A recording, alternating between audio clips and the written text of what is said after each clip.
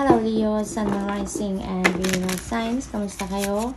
Sana pinasa mabuti kayong kalagayan. Welcome back po sa Star Tarot. Kung bago kayo dito, welcome din kayo. Thank you sa inyong support. I truly appreciate it. God bless you all. Kung naman sa akin na Leo ay we have compassion. Ayan. So maybe this is what you really need right now, Leo. Maaaring you need some kind of compassion ngayon. Maaaring kailangan ninyo ng tulong in any form. Maaaring kailangan ninyo ng support. Kahit sa anumang form yan. So maybe that's what you really need right now. Compassion from other people. Posible din, Leo, na kayo yung very compassionate ngayon, no? Maaring kayo yung magbibigay ng tulong sa iba, maaring kayo yung aagapay sa iba, sa mga kaibigan ninyo, sa mga kakilala ninyo. Maybe you are going to display your compassionate heart at this time. So what else? We have activation. Ayan. So parang springtime din sa inyo sa ngayon, Leo, no?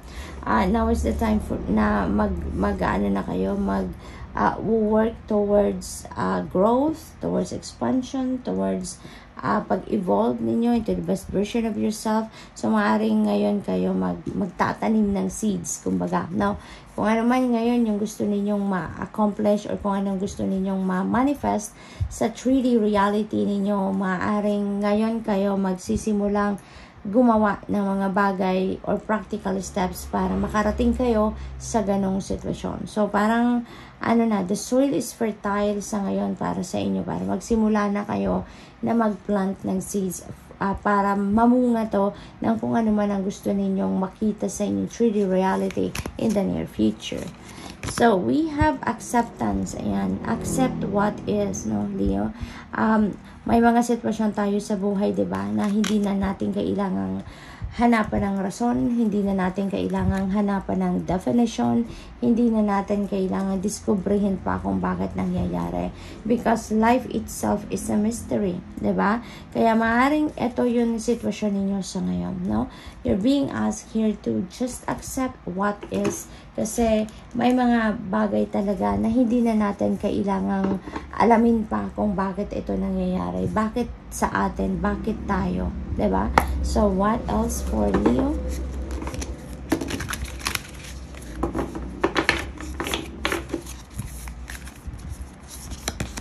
So, we have Swan Spirit. Time for a deep dive. And so, some of you, Leo, maybe you really need to, to do some kind of reflection, to do some kind of contemplation and introspection.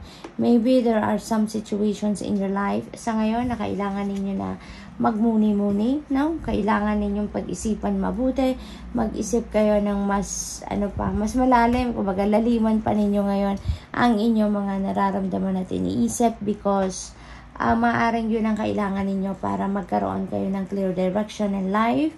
Maaaring yun ang kailangan ninyo na gawin para nang sabihin marinig ninyo ang inyong sarili, marinig ninyo or makapag-connect kayo with your higher self, makapag-connect kayo with your soul, no, Leo? Maaari kasi na naguguluhan ang iba sa inyo sa ngayon. Maaring there are situations that is preventing you from making a decision right away dahil ramdam ninyo na meron kulang, ramdam ninyo na hindi pa siguro konkreto ang dahilan ng kung ano man ang inyong pagbabasehan ng inyong mga decision. So that is also possible dito for some of you, Leo. Kaya kailangan ninyo dito na go deep within you. Now go deep within you so that you'll be able to listen to your soul, listen to your intuition as well. So we have number 32, let the spirit be your guide. Ayan. So most likely talaga, Leo, meron kayong sitwasyon na kailangan ninyo ng guidance, kailangan ninyo dito ng kalinawan sa iyong isipan, sa iyong damdamin, clear direction, no? Yun ang kailangan ninyo sa ngayon. So, inaimyayahan kayo dito ng Spirit, ng Panginoon dito, na allow God to be your guide, no? Allow God to be your guide. Allow your intuition to be your guide.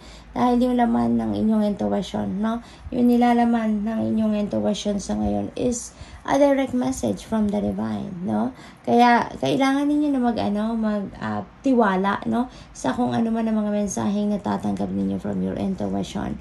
Kailangan ninyong pagtiwalaan kung anong bulong sa inyo ng iyong intuition, ang inner voice ninyo, ang inner guidance ninyo, because those are messages, no, coming in from the divine, no, Leo. Kaya yun ang paanyaya sa inyo sa ngayon. Pakinggan ninyo mga yan, sundin ninyo, follow them, because that is divine guidance. So allow spirit to be your guide and listen to what he's telling you, no, through your intuition, through your inner voice, your inner guidance. Okay, so what else for Leo? We have number 28, clear the clutter. Ayan, so maybe marami kayong basura, no? Maraming basura, maraming negativity siguro sa inyong energy field. Maraming negative energies na nakaka-apekto ng buhay ninyo sa ngayon ng malaki, no? So that's why you are being invited here to clear the clutter. Maaaring magsisimula kayong maglinis din sa ngayon sa physical space ninyo, no? Sa living space ninyo, sa room ninyo, sa mga cupboards ninyo, cabinets, mga ganon. Work space ninyo. So maaaring yun din ang binabalak ninyo ngayon, na mag-declutter kayo, maglinis kayo, no? And that could also be clearing the clutter din, no, sa sarili ninyo, sa energy field ninyo. Kasi maaari din na marami